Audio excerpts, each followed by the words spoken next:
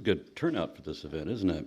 So, yeah, I noticed that when you talk about religion, I mean, I was always told you don't talk about religion in politics, and then we start talking about religion at conferences like this, and we can tear religion to pieces and have great fun with it.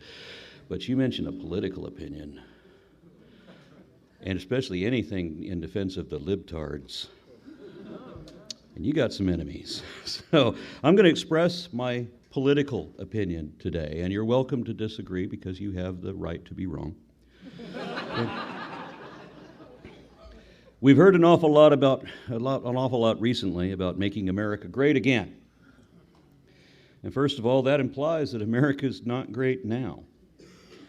But all of the very same people who say they want to make America great again unanimously declare that America is already the greatest country in the world right now. That it was years ago, too, and that it always was, ever since it was founded 243 years ago.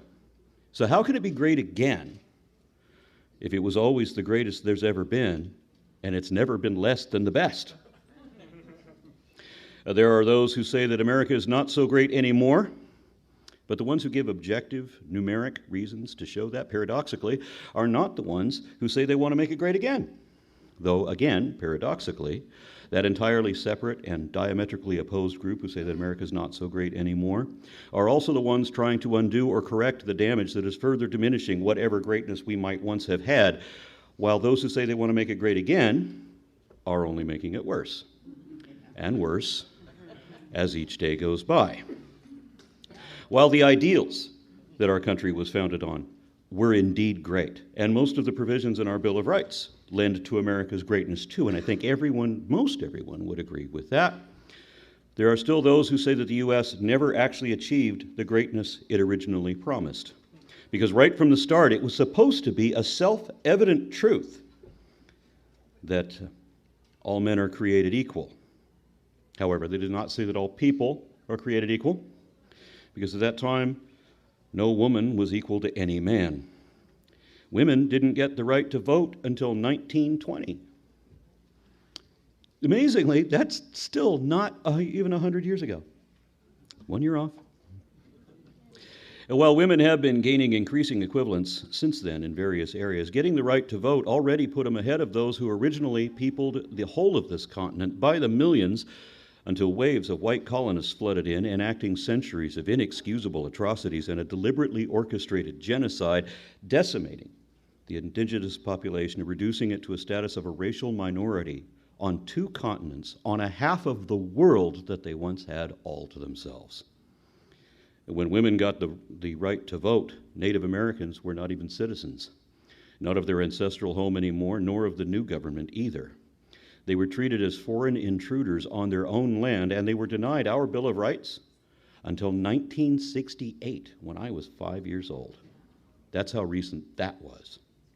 In fact, when I was a kid, the marriage I now have with a woman of biracial heritage was illegal in this country. The law of the land then prohibited interracial marriage, and that error wasn't corrected until 1967.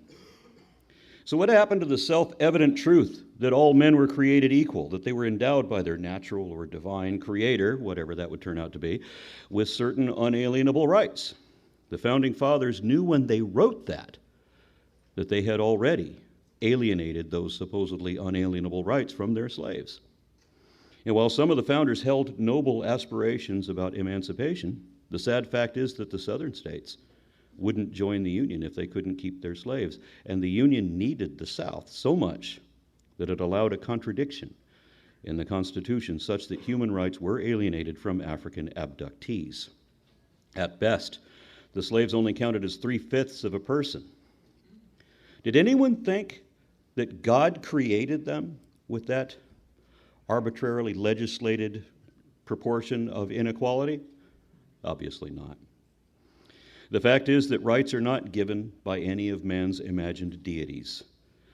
They are bestowed or denied at the whim of magistrates, who will only change their minds in the face of overwhelming evidence. Not really. Our lawmakers usually won't change their minds unless faced with overwhelming numbers of outraged constituents threatening rebellion, which the Founding Fathers said was a good thing now and again. So what is it that made America great, if it ever was? Is it that we are the richest country in the world? Because that was inarguably true, and I think it still is, although we are losing our advantage. Do you know how we became the richest nation in the world? We were the world's drug dealer. Uncle Sam was the pusher that got everybody hooked on tobacco. And then we controlled marketing and production for hundreds of years on the backs of slave labor. Can we call that great? And maybe we're great because of our military prowess. And not because we've sacrificed our priorities to spend everything we can on more military than we ever really needed, but because the United States was a clear winner in both world wars, also known as the Great Wars. The way Americans did that back then, in the generation known as the Greatest Generation, my grandparents, was by joining together with women running factories, with every ethnicity fighting side by side at the front. Companies stopped building cars for customers and switched to war machines, while the populace rationed gasoline, all to contribute to the collective effort, because Americans then treated war as something we had to win decisively and quickly so that we can get back to peace and prosperity, neither of which should exist for us at home while our nation is at war, because war should be a concerted effort where all of us should be in it to win it and get it over with. That means it has to be for the right reasons, too, which is another advantage we had in World War II. We were clearly the good guys. We had the moral high ground, although I think we are still the only country so far that has ever actually used nuclear weapons against other people. How great does that make us? At least in the Great Wars, we really were there to liberate our allies from the unprovoked aggression of hostile dictators. We weren't also the bad guys who started all this shit in the first place, like we have been for decades since, doing shady deals and covert maneuvers to topple, corrupt, or manipulate foreign powers in a few different parts of the world at once, and always for illicit purposes. We're not the heroes coming to save anyone from tyranny anymore. We are the tyrants now.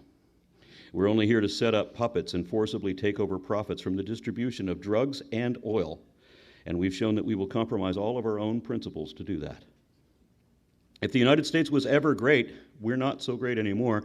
That's one reason why, and no one who says they want to make America great again is doing anything to fix that, or any of the other errors that America's had for so long that has ruined our reputation among nations. Instead, they're exacerbating that situation. There was a time when the United States was made of trailblazing pioneers. So many things were discovered or invented here that we led the educated world and the industrial world, and we were the leaders on the scientific frontier too. We were producers, innovators, inventors, workers who made things work. But now, we're mostly just consumers who don't even understand the technology we depend upon. And some of us don't even believe in our own greatest achievements. That certainly ain't great. We still have a few bragging rights on a few things compared to some other nations, but we've behaved terribly lately, and we've lost much of what the rest of the world used to admire about us. There's not many people in the rest of the world who would say that the United States is the best country there is or ever was. If we really were, I think others would say so. Some did once upon a time, but not anymore, not since we showed the world our ass. In fact, we elected him.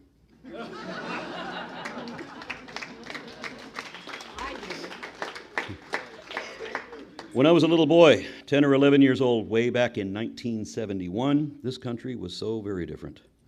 I remember folks telling me all the reasons why the United States was better than every other country in the world. For example, back then I heard that a number of Christian alarmists complaining that if they had grown up in England, they'd have to be Anglican. The Queen is the head of the church and the government, one and the same, and that consequently vicars from the Church of England would lead all the students in prayer, regardless what the student's personal religion was. And there was no way you could get out of that without breaking the law of the land. And the funny thing is that the people said that while simultaneously complaining about Madeleine Murray O'Hair having taken prayer out of schools, when what she actually did was stop American teachers from doing the same thing the British teachers were doing, forcing children of various different religions to participate in Protestant prayer against their own rights, which was something that wasn't corrected until I was born. Not that my birth had anything to do with it. Yeah, most of my family were Mormons, and some of them understand why the government needed to be secular. They remember Mormon Execution Order number 44. which was signed by Missouri Governor Lilburn Boggs in 1838. That was a law that allowed American militia, which at that time meant angry mobs, to hunt down and kill whole families of Mormon men, women, and children simply because they believed in the wrong religion. That's why the Mormons had to flee Illinois and Missouri and run to Utah. What happened to the First Amendment? That Congress shall make no law prohibiting the free exercise of religion. Well, at least somebody realized how unconstitutional that law was, and it was repealed just 138 years later in 1976 when I was a teenager. And that reminds me, what is a militia?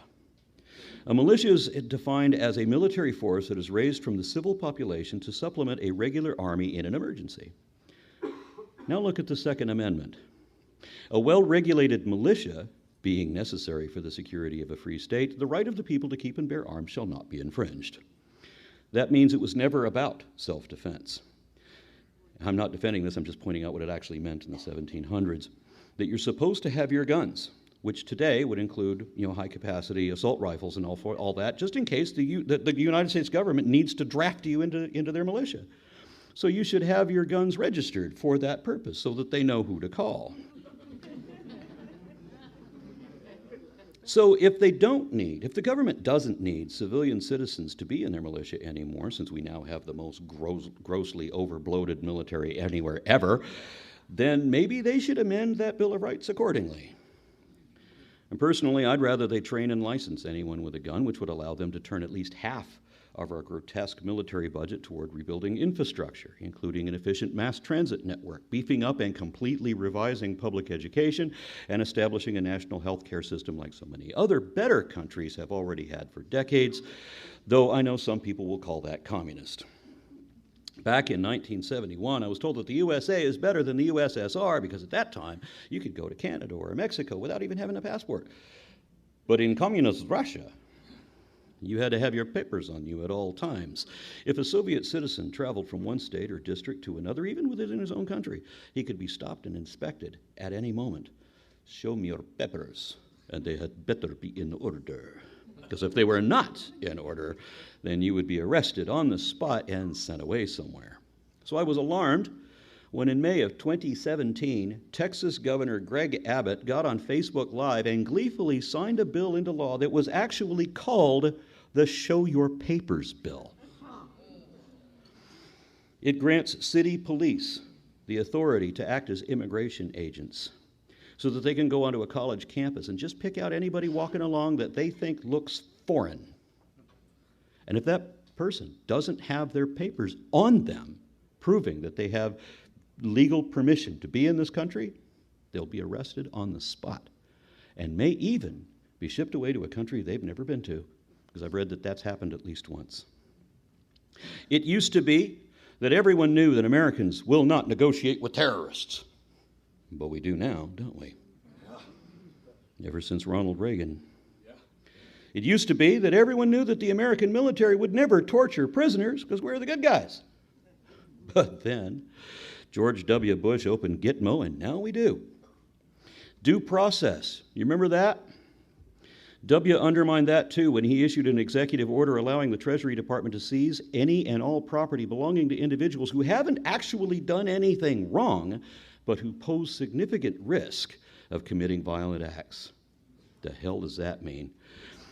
Then Trump took that a step further, imprisoning those seeking legal process of asylum and holding them for months without laundry or showers, to say nothing of putting their children in cages for months as well, without education or developmental facilities, and then misplacing them so that we don't even know what cages we put those kids in or where, in what concentration camp, and yes, that is actually what they are, so that those families that never should have been separated can never be reunited. Those children will be adopted out to somebody else.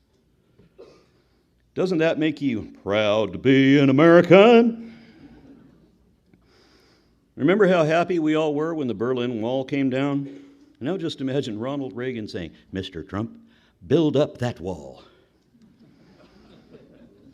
Whenever I hear that we're supposed to be the land of the free and the home of the brave, it makes me angry and sad because it's just not true anymore. We started with the slogan, give me liberty or give me death. But since then, we've surrendered many of our freedoms out of fear, which is what this wall is all about. It's funny that those who complain the most about socialism are the ones who can't even tell you what it is. They just know that it's opposed to capitalism. And they have the false idea that socialism is the same thing as communism, which everyone says is evil and that capitalism is good. And while I would not attempt to defend communism, from my perspective, the primary reason why America has lost whatever greatness we could have had now is because of runaway capitalism. It's not regulated, inhibited, or restrained. And corporations are not people. They are literally inhuman.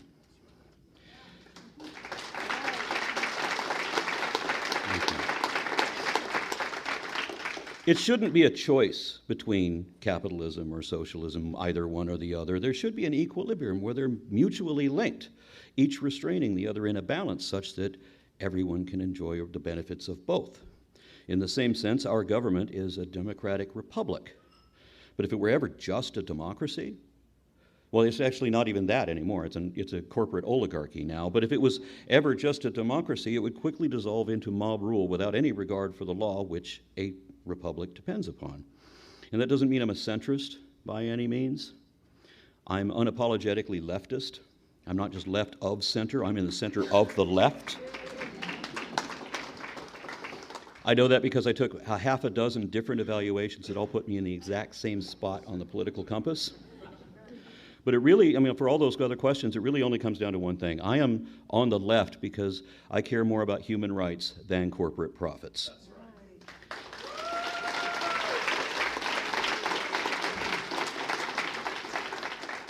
You guys are in. You guys are applauding me in here, but you can tell what they're typing on YouTube right now. Well, the corporations know that they're killing us, and they lie to us about that over and over again, saying that the lead in our gasoline is harmless, that smoking is not a health risk. Do y'all remember? Anybody old enough to remember both of these things? Okay, and now page shills on social media are spreading the campaign claim that anthropogenic climate change isn't even really happening. And we all know people who are gullible or stupid enough to believe all these lies.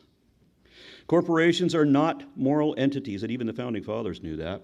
Thomas Jefferson himself hoped that we would crush in its birth the aristocracy of our moneyed corporations, which dare already to challenge our government to a trial of strength and to bid defiance to the laws of their country. That sentiment remains timeless, and it was shared by John Adams, who said that banks have done more injury to the religion, morality, tranquility, prosperity, and even the wealth of the nation than they can have done or ever will do good. Fast forward to 1931, when Will Rogers, the cowboy philosopher, said, "Here we are in a country with more wheat and more corn, and more money in the banks, more cotton, more everything in the world. There's not a product that you can name that we haven't got more of it than any country ever had on the face of the earth, and yet we got people starving. We'll hold the distinction of being the only nation in the history of the world that ever went to the poorhouse in an automobile." In that same speech, he went on to say of Americans feeling the extreme poverty of the Great Depression that they've got the money because there's as much money in the country as there ever was. Fewer people have it, but it's there. And a year later, after the next election, he clarified what he meant by that. The money was appropriated for the top in the hopes that it would trickle down to the needy. Mr. Hoover was an engineer. He knew that water trickles down. Put it uphill and let it go, and it'll reach the driest little spot. But he didn't know that money trickles up. Give it to the people at the bottom, and the people at the top will have it before night anyhow. But at least it will have passed through the poor fellow's hands. And 1 year after he said this, Franklin Delano Roosevelt figured out how to do just that with his New Deal, a collection of programs now regarded as socialist, especially as they include the creation of the Social Security Administration. Now, mark that point in our American history and compare how we were before and after that. In the 50s and 60s and even into the 70s, Americans enjoyed the highest standard of living of anywhere ever. Soviet citizens occasionally saw our movies and saw how well we lived with our fancy cars and color TV. And I knew a Russian communist who now lives in America, who said that when she was in Soviet Russia, that everyone was patriotic and they would pull together and make sacrifices for the common good. But she says eventually, color TV wins. That's how we won the Cold War, she said. It was that we had a higher standard of living and other people wanted to emulate that. That was enviable. We had human rights and we cared about that. That was enviable. That is what made America great. Then we started to slip. I remember back in the day, back in the 80s, going to see Ozzy Osbourne and Judas Priest. It was $15 to get in right next to the stage, and they had dollar drafts, which is good because minimum wage was only like $3.35. Last year, I went to go see Ozzy and Judas Priest. It was $150 to get in several yards from the stage, and beer was at $10 a cup. But even though everything was 10 times more expensive, minimum wage is only twice as much. And that's to say nothing about how much college cost then as compared to now. For a few decades after the New Deal and World War II, despite Korea and Vietnam and several severe racial issues going on at home, Americans on average had it great, at least in terms of our overall standard of living. However, in the decades before the New Deal, living conditions in industrial American cities were often abysmal.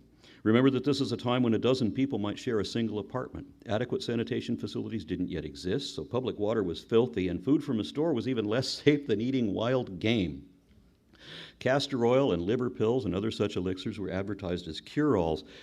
I saw an ad for Pepsi-Cola that showed this pretty little girl with the old-fashioned clothing and everything, and it says, "See how fair her skin grows day to day. She uses Pepsi-Cola." As if Pepsi cures acne. False advertising like that was legal then, and industries could get away with anything. There was no such thing as truancy because there were no laws mandating primary education, so young children, even 6 or 7 years old, worked all day, every day, in dangerous factories with no days off, no vacation time, no sick leave, and no employee health coverage. That's how corporations treated children. Imagine how bad it was for the elderly, with no pensions or Social Security and having to live with their kids if they still had any living. Now imagine the ecological damage of uncontrolled levels of industrial pollution being pumped into public waterways, to say nothing of the smog and deforestation and other issues we get from the Industrial Revolution. A combination of unions and regulatory committees had to be invented and implemented to correct and control some of that, and thus they have become part of what made America great, as they are improving our standard of living. Yet we frequently hear from corporate oligarchs who want to do away with the unions as well as regulations, restrictions, and guidelines and let corporations do whatever they want, as if we didn't already know exactly what they will do the moment you look away. I've seen public statements to the effect that the Republican Party is effectively owned and controlled by the Koch brothers, moguls of the fossil fuel industry. So how obvious is it when they say they want to abolish the Environmental Protection Agency, that means we will have no agency to protect the environment from the industries who bought the politicians so that these inhumane entities will be off the chain to do all the damage they want to do. And we already know what the corporatocracy will do. We saw that at Standing Rock. My wife and I went up there exactly 3 years ago. We were up there exactly 3 years ago today, just to prove that that was really happening, to try and publicize it, since none of our national news channels would cover that story. It was a media blackout. The only way we knew about it was by internet news, from activists going up there to tell people what was going on, that the powers that be didn't want us to know about. If you don't know about it, let me tell you that the primary point of that dispute was to stop an oil pipeline from being built in and thus destroying the local river. All these pipelines end up springing leaks that poison the water supply. And there were already hundreds of pipelines all simultaneously leaking thousands of gallons all over the country at the same time that this demonstration was going on. And these people at the Standing Rock Dakota Sioux were trying to protect their only source of drinking water. Standing Rock became a demonstration of how corporate-owned and corrupted government officials are actively suppressing all of our First Amendment rights. Congress shall make no law even respecting the establishment of religion or prohibiting the free exercise thereof. Native Americans are typically very spiritual people and not trusting of atheists, but representatives of the Standing Rock Sioux tribe did agree to meet with us in a secret location off-site because that was the only way we could get the interviews we were looking for. We learned that tribal spirits never stood a chance against any god backed by American financial interests. Construction continued illegally illegally, even despite imposed suspension for court hearings. Because they're going to do it anyway. It doesn't matter what anybody says. For example, in one case, while the courts heard testimony to save a sacred burial site, the governor and his minions and cronies, who were all on the religious right, bulldozed the site to render the court hearings irrelevant. Congress shall make no law abridging the freedom of speech or of the press, but as I already told you, the only reporters that were there were from internet news sources like Democracy Now! And 2 of their reporters were threatened with 45-year prison sentences for reporting the news. Whatever happened to freedom of speech or of the press? The chief of the Dakota Sioux knew that he couldn't get the word out in the U.S., so he went to Europe and announced it to the United Nations so that at least someone would know what was happening to them, and help began pouring in from all over the country and even from other countries. Congress shall make no law abridging the right of the people to peaceably assemble and petition the government for a redress of grievances. Yet, for months and months, the Dakota Sioux literally stood their ground with the support of other tribes and thousands of American military veterans and other volunteers of every ethnicity in a human blockade trying to stop the steady encroachment of the Dakota Access Pipeline construction crews. Those unarmed and non-threatening water protectors who risked their own safety by facing state police on the front lines were maced, attacked by or bitten by attack dogs, hit with water cannons, tear gas grenades, and rubber bullets. They were also routinely arrested over and over again because there was never a charge that could hold them and keep them from going back. Because this wasn't just about protecting the water for one remote tribe of rural people in some forgotten reservation. This was about standing against the oligarchs of the United States itself, who obviously saw these people as an impediment to the investments of major corporations. From everyone from Goldman Sachs to Wells Fargo was invested in this pipeline, and a bunch of hippies were not going to stop them. The day before we arrived, North Dakota became the first state in American history to legalize weaponized drones against its own citizenry. I kid you not, look it up if you don't believe me. They didn't implement that, probably because they realized the publicity that would inevitably come from it. There were no TV cameras up there, but everything they did still got on Facebook and YouTube. So instead, 3 years ago tonight, the Standing Rock camp was crop dusted by a small plane buzzing low over the campsite over and over again, dropping some unknown chemical substance on the people below, which I can only assume was a terror tactic meant to deter and confuse and to terrify these people. It's just one of many terror tactics the state employed, but that did not work. At one point, I know how this sounds, but at one point, the Justice League arrived to help. The actors who played Superman, Batman, Wonder Woman, Cyborg, Aquaman, and Lois Lane all showed up to show that they were heroes in real life by trying to bring publicity to a plight that official news stations were trying to keep quiet. Mark Ruffalo, who played the Incredible Hulk in the Avengers franchise, donated a solar-powered charging station so that the water protectors could charge their cell phones and other devices so they could keep recording everything. Because of efforts like this from a celebrated few, including the goddamn Super Friends, enough people found out what the American corporatocracy was doing to its own countrymen, and for what, that once they called in the famous environmental activist Aaron Brockovich to sue the U.S. government in what promised to be a very high-profile court case, President Obama realized there would be so much publicity of indefensible corporate greed that there would be no way to come out of this clean. He was forced to do the right thing. Now, the Army Corps of Engineers had already condemned the project sometime earlier, so Obama used that as the public excuse to finally let it go. He called off construction, which is huge because he had personally invested his own money into this pipeline. So had Hillary. And she came out in defense of the pipeline. She made public statements defending the pipeline, while Bernie, of course, took the side of the water protectors. Yes. And even though she was personally invested, we have good reason to believe that had she won the election that was then going on, that she would have stuck by what Obama declared. But she didn't win that election. Instead, America lost its mind. and elected an unqualified, incompetent madman. Trump is unreasonable because he doesn't understand things. He's not a leader, he's a crime boss.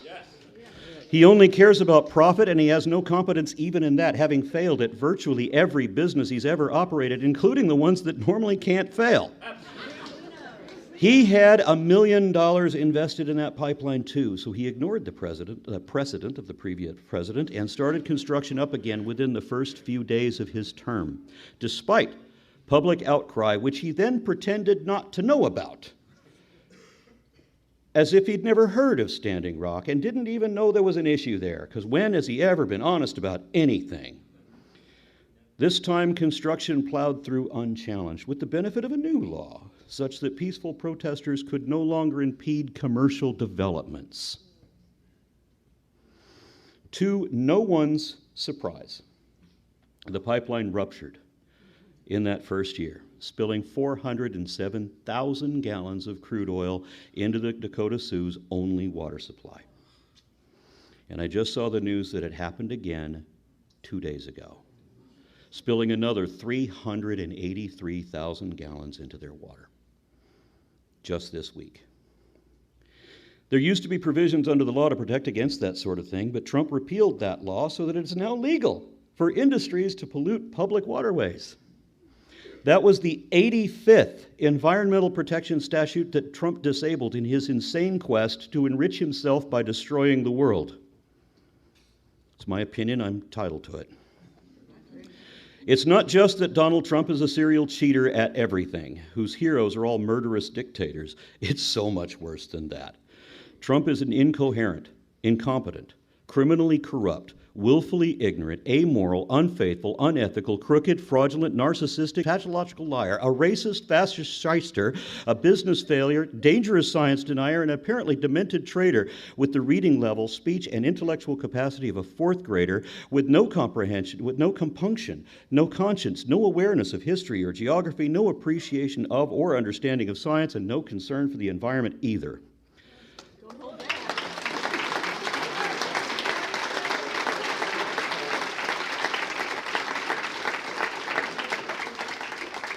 And now I feel among friends.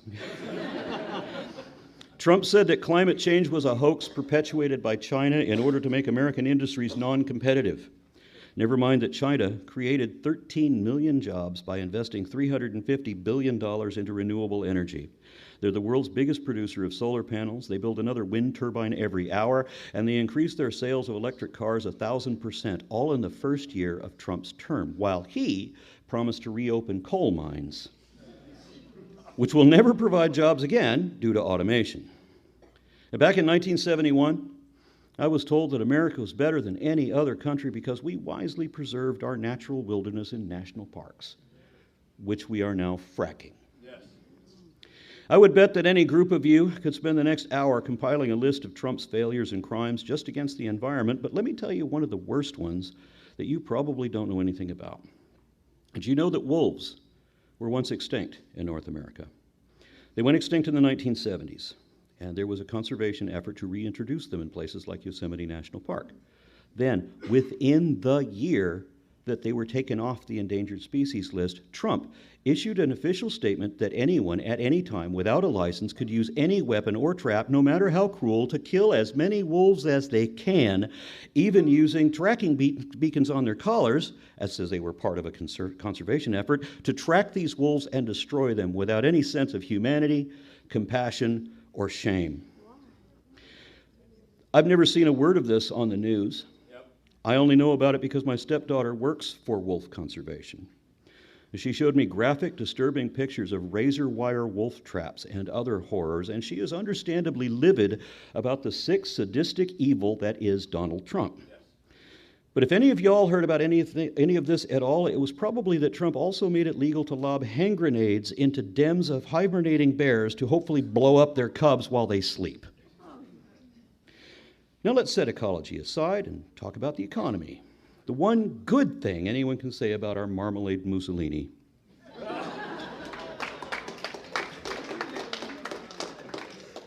that he gave his rich cronies and their companies a tax break at the expense of everyone else and the economic fallout that will inevitably result from that.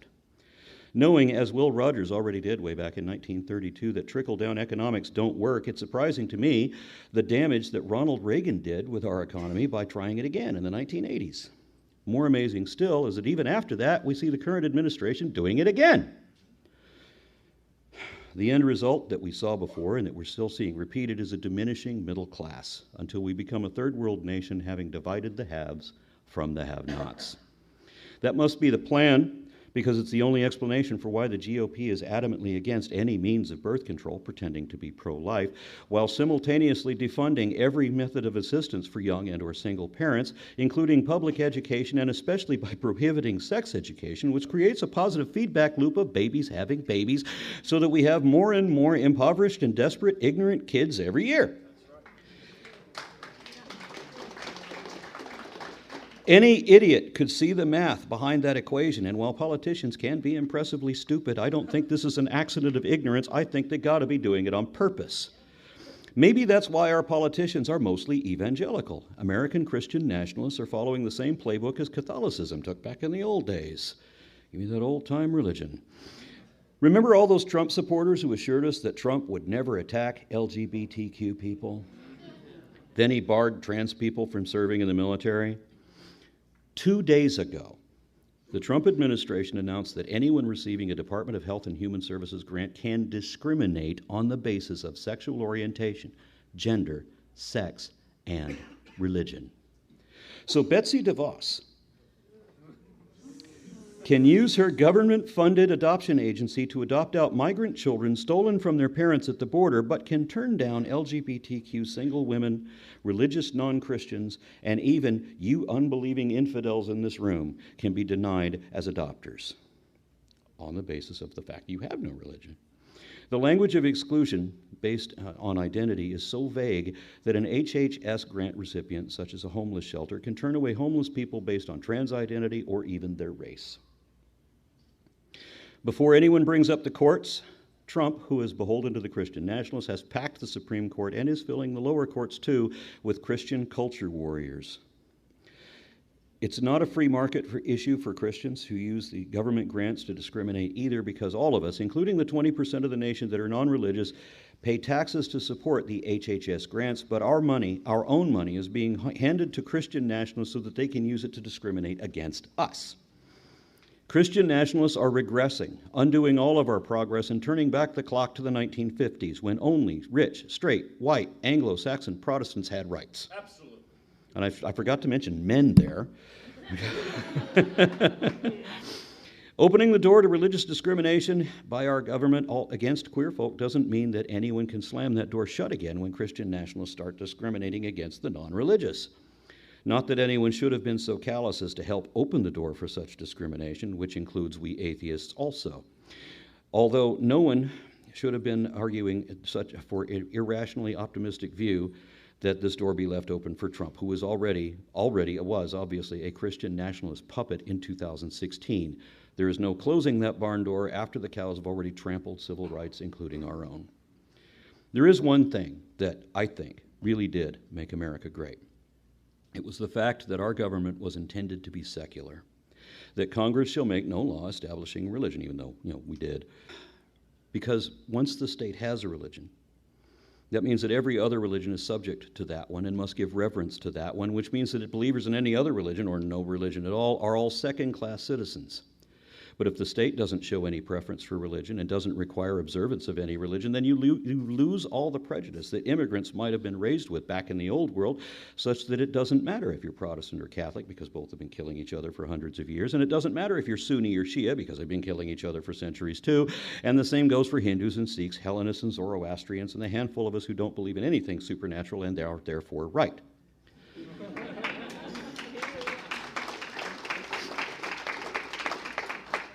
The one true religion is no religion at all, and any belief that requires faith should be rejected for that reason.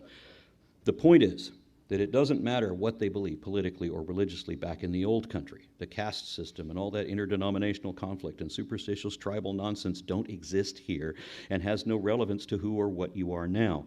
Welcome to the meritocracy, where it all comes down to what you can do. It's not that if you can make it here, you can make it anywhere, but it is true that if you couldn't make it anywhere else, you might still be able to make it here.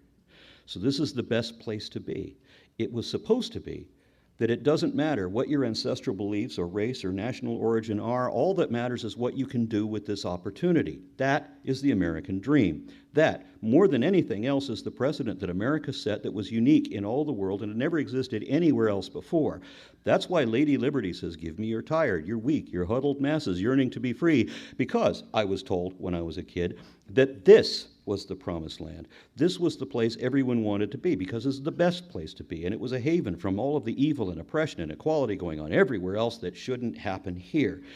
That's the greatest thing there ever was about this country, the American dream. And it's no surprise that Donald Trump made a public announcement on television that the American dream is dead, because he's the one that fucking killed it with his bigoted, xenophobic, ignorant, elitist prejudice and his illusion of racial superiority. I'm sorry to say that my father, too, suffered from a similar problem. My dad once told me that America's the best damn country there is, and I don't need to know about nowhere else. He said those exact words to me, and I don't think he realized what he was admitting. My problem is that I do know about somewhere else.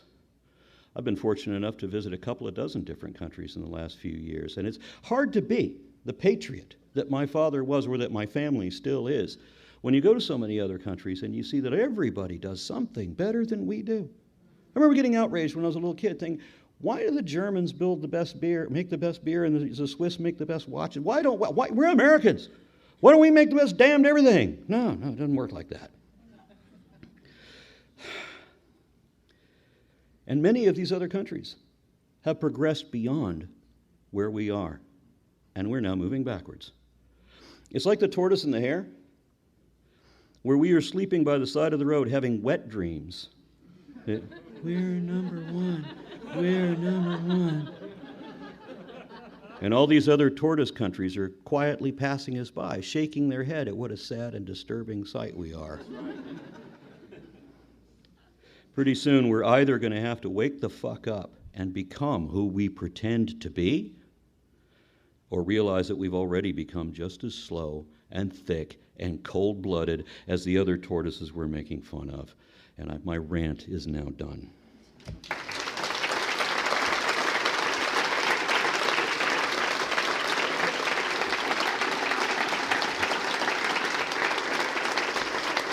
Thank you so much.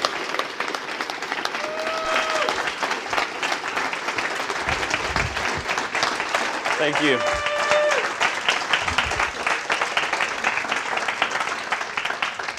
Wow, what a finish. I don't know if I could see you mouthing the words out there, but I think a lot of you were thinking a lot of that. And so thanks for bringing it home, Arn. Appreciate you being here.